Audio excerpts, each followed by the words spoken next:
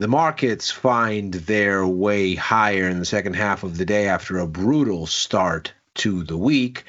But nevertheless, we are looking at a situation where there is significant damage being done on this last day of the first quarter, and a week of back-to-back macro risk is what's in front.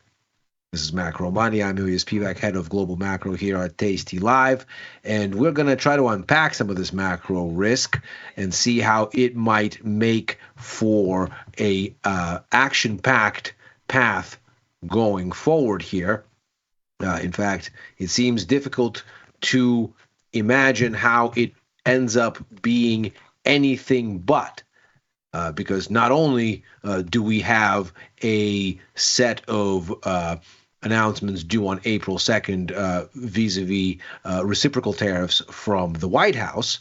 That's, of course, a key risk this week, something that the markets are concerned about because it might significantly escalate the trade war that they have been already finding to be a source of consternation. But all of that aside, political risk aside, the calendar itself is loaded with potential catalysts. So we'll run through here first where last week left us and then go down the list at some of these pitfalls lining up ahead. So if we take a look at the price action first and foremost, we see last week clearly marked a bout of significant weakness, down 1.7% on the S&P, down 2.5% on the NASDAQ, very clearly risk-off sort of take. And when we look at what that translated to for the bond market, we notice the long end ends up ultimately flat, an interesting set of circumstances that is perhaps linked to yet another push higher for crude oil, where that rise is starting to spill over seemingly into longer-term interest rate considerations and perhaps curtailing how much easing the markets are prepared to bake in there. But the front end, we can see another down week, the two-year off 1.1%, showing us that, again, the market is considering that the release valve for their concerns around implementing of tariffs and more broadly the impact of a rapid fiscal reorientation, certainly the firing of large numbers of workers, the canceling of large sums of money to be spent, all of those things,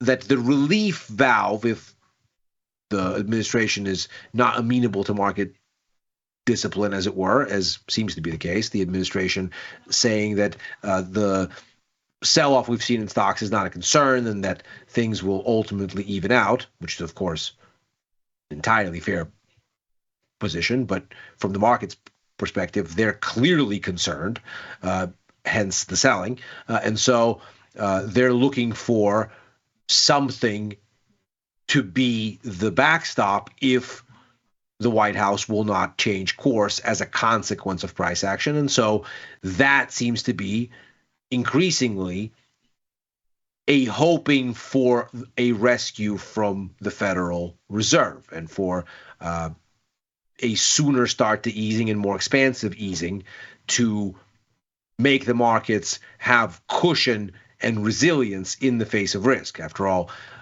whatever the risk environment, if money is cheap, then losing money today is not so scary because it can be borrowed back affordably tomorrow.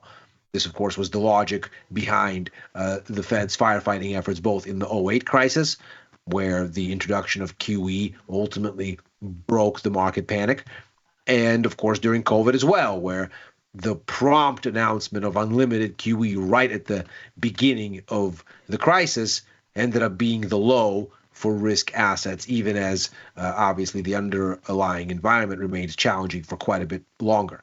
By late March of 2020, stocks were, for the most part, done selling off. And, of course, the issue uh, around the catalysts, in particular the economic lockdowns around COVID, that persisted for months and months beyond that. So perhaps what we're seeing here and the way these assets are configured speaks to the idea that it is now, in the market's perception, on the Fed to come and stabilize the situation. You see that with the 3.1% rally in gold, where the expectation seems to be that we have a situation where there's more easing coming. There is perhaps more risk of dilution of fiat value against that backdrop. And so gold is understandably benefiting.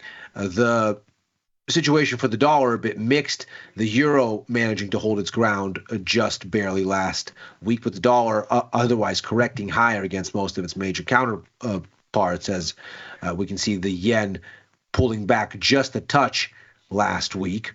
And so far, the drivers there still primarily Fed related. The yield advantage that the Fed may hope to retain for the dollar looking smaller and smaller as more rate cuts are priced in. With that in mind, the first bit of news on the docket comes at us from Australia. The Reserve Bank of Australia expected to keep rates unchanged at 4.1% this go around. In fact, we can see here that we don't really get into rate cut territory till somewhere around here. But the path, of course, unmistakable. And indeed, if we look at the totals here, we can see the markets are pricing in 69 basis points in cuts this year. That is to say, at least 2, leaning to 3 cuts before year end, and then a flat posture for next year, only 8 basis points there being priced in currently, though the bias is, as we can see with the negative reading, still in a dovish direction. Now, since there's no policy changes expected this time around, the key question is going to concern guidance. The Australian dollar has been uniquely underperforming even just today amid ongoing risk aversion. It is very cyclical, typically, and very tied to overall risk sentiment. And the defensive state of sentiment has, of course, kept the Aussie much more curtailed in recent weeks and months than, say, the euro or the pound, where things have been a lot more buoyant against the U.S. dollar, where more rate cuts have translated into a diminishing yield advantage, as we've just mentioned. And so this becomes an interesting barometer on the overall global growth story.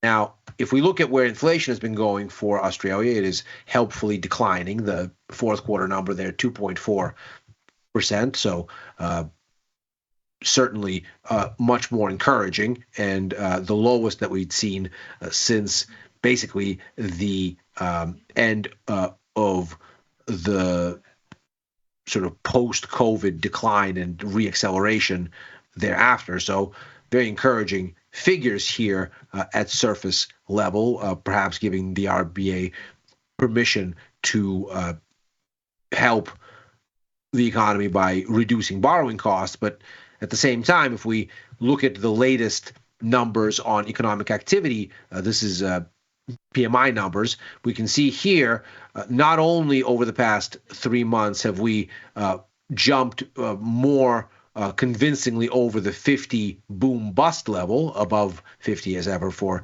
PMIs is growth. Below 50 is contraction. The further you go above 50, the faster the growth. The further you go below 50, the faster the contraction. And these numbers are composites, so they include both manufacturing and the service sector. We can see for March, we had the strongest cumulative growth since August of last year. Moreover, most of it has seemingly been powered domestically. The external demand story is still quite poor in Australia, but that is, of course, a critical consideration. A huge portion of Australia's economy is external demand dependent. Not necessarily a large component of final GDP, but so much of the income that powers consumption in Australia is linked to mining and banking and sort of the related world of industry that there's a great sensitivity to the global business cycle, and to see demand be primarily domestic without a component externally tells you that perhaps the issue is temporary and greater headwinds loom ahead. In fact, this same PMI data showed deteriorating confidence in where business is heading over the next 12 months. So this makes for an interesting balancing act for the RBA. On the one hand, it looks like growth dynamics are improving, at least domestically. On the other hand, inflation is coming down. What to do? And if that keeps them standing still here, then the markets will be very interested in what they say and to what extent they appear concerned about tariffs and trade wars, in particular, given Australia's leveraged exposure to China. It is their largest trading partner. And of course, also a prime target in the trade war. Next, we're going to get the inflation report out of the Eurozone. Expectation is that we're going to come down to 2.2% on headline inflation, but it's unclear to what extent this actually matters, because the markets have been driven less by near-term considerations and more by this idea that Europe, now convinced that the NATO security blanket is not as reliable as perhaps it once was, and that, especially given the recent tensions between Washington and Kiev, that perhaps there isn't the kind of automatic alliance that Europe has been used to. That has, of course, driven a dramatic push to rebuild Europe's own defense capabilities. Germany even went so far as to write defense spending out of their constitutional debt brake, allowing them to urgently borrow funds for rebuilding. That's a story that's echoed across much of the region. And of course, even the European Commission President, Ursula von der Leyen, has proposed an aggressive spending package to help countries rebuild defenses with capital support from the regional authority. So we have the expectation that there's going to be a lot more defense spending. That will boost growth. In turn, that will boost inflation. And so the ECB may be hamstrung in cutting too much further and for too much longer.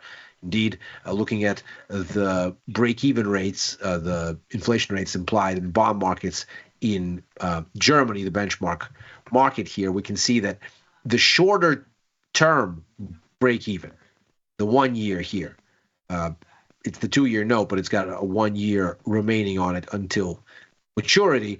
That is where inflation expectations are surging.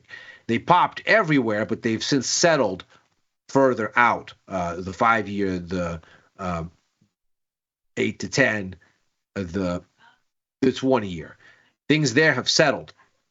But at the front end, inflation expectations still marching higher, still near the highs, and signaling that this impetus from this defense spending is very much a near-term thing. Indeed, looking at ECB policy expectations, we're still stuck around 2 cuts for this year, but next year is starting to flirt with about a 50-50 chance at a hike. A little bit less today, closer to a 50-50 shot last week, but certainly a complete game change to consider that the market now envisions maybe a rate hike from the ECB when the calendar turns to 2026.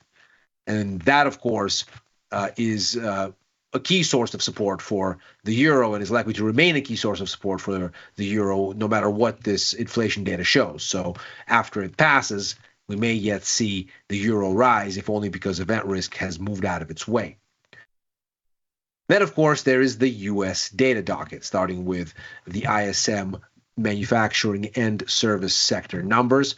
Expectations here that the services number holds near the recent range, while manufacturing slumps back into contraction territory, 49.5 expected there.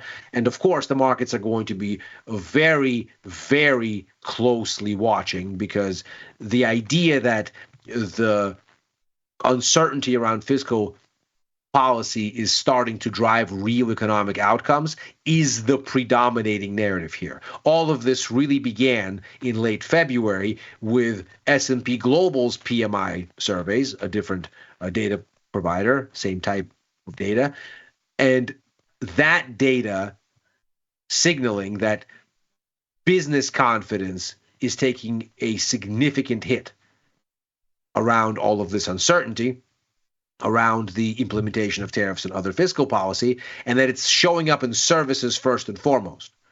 If it were just tariffs, it would primarily hit goods-related sectors on the manufacturing side. But this is now showing a greater, more broad sense of uncertainty and defensiveness in services, where it's more about the optics than it is about tariffs per se in a direct way. And so what you then have is confirmation of those things showing up in consumer confidence numbers, be they from the Conference Board or from the University of Michigan, the two big publishers of that data. And so this is really the essence. And of course, when the Fed last met, they said, yes, we see these issues, but we need to see them show up in hard data first. So far, they're only showing up in surveys. And so it could be that their sentiment rather than something more ominous. And sentiment is, of course, liable to change if conditions ultimately end up better than anticipated. This ISM survey is more sentiment, and it will be another piece of this puzzle, but it's also held up better than the S&P Global numbers. So to see deterioration here now would be very eye-catching. And of course, it remains an important barometer even unto itself, while this precise narrative is front and center.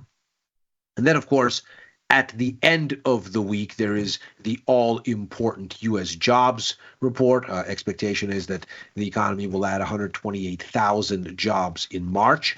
That's a little bit of a climb down from 150-odd thousand in the prior month, but still very much within the recent range of values. And the unemployment rate seen nudging up to 4.2% from 4.1 in the prior month. So near the recent high, but certainly not anywhere like a panic level. The issue here, of course, most critically, is that U.S. economic data still looks a bit soggy relative to forecasts. This data from Citigroup suggests that U.S. economic outcomes still tend to underperform, albeit by a very narrow margin. And so the possibility here is that these numbers end up softer than forecasts, and so the desire for stimulus ends up being stronger.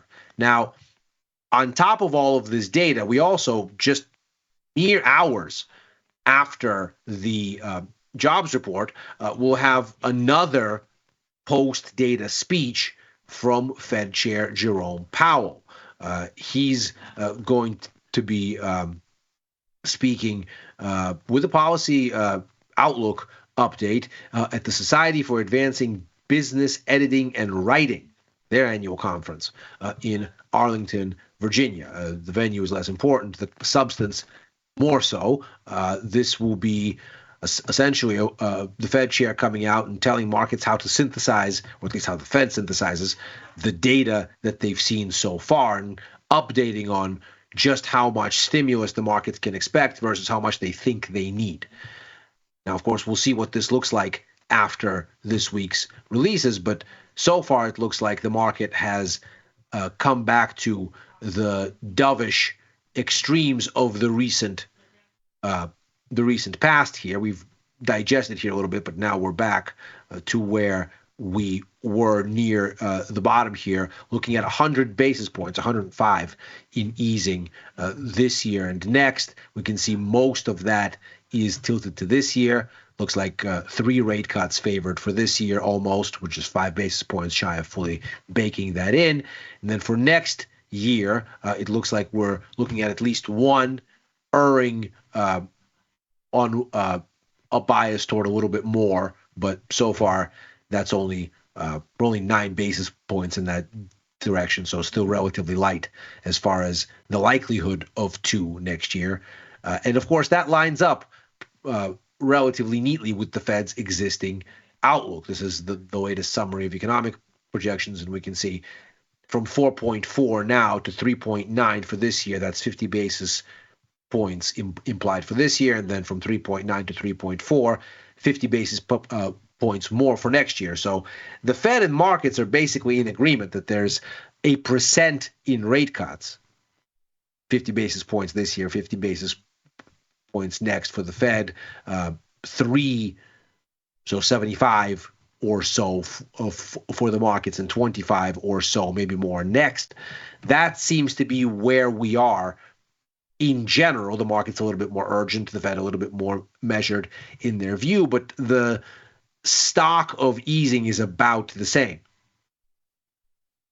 If the data suggests that it needs to be bigger because the data is pointing to a more significant growth concern, and then Powell doesn't endorse that in his speech making and suggests that the Fed still hasn't seen what it needs to see to really get to moving on easing, well, then the speculation probably is that more rate cuts will go into the back end of the yield curve, longer term yields, to anticipate that the Fed will need to ease harder and faster because it'll end up behind the curve once the economic downturn really shows up in the data that they choose to care about.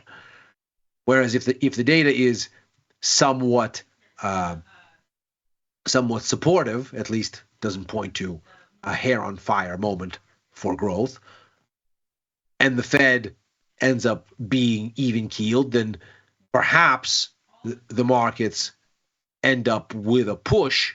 But what seems decidedly unlikely is that the data is so robust that the Fed has to go in the hawkish direction on its messaging.